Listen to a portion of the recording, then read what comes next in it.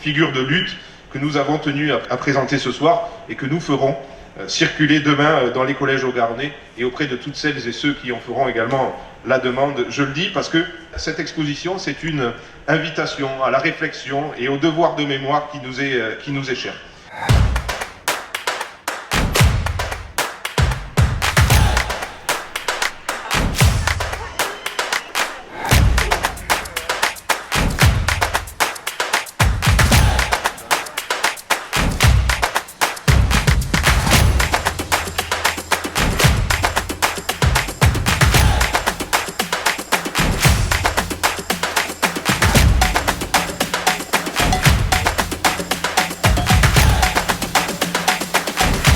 Et on avait présenté cette exposition suivie d'une conférence sur le rôle de la musique dans les luttes politiques et identitaires. En présentant cette exposition au conseil départemental, c'était de demander au conseil départemental l'itinérance de cette exposition dans les collèges du département. Nous avons décidé de faire un projet pilote en accord avec un professeur d'histoire géo au collège, Émile Zola. C'est un projet pédagogique. On propose aux élèves de rendre hommage aux personnages, aux figures de lutte de leur choix dans une démarche artistique, que ce soit un slam, un poème, une pièce de théâtre.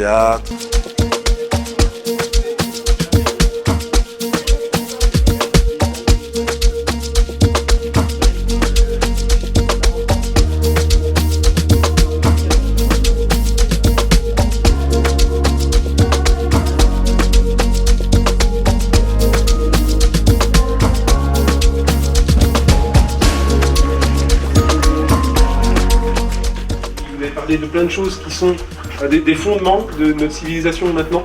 Et tous ces gens-là, finalement, font que vous êtes là et font que notre société est ce qu'elle est maintenant.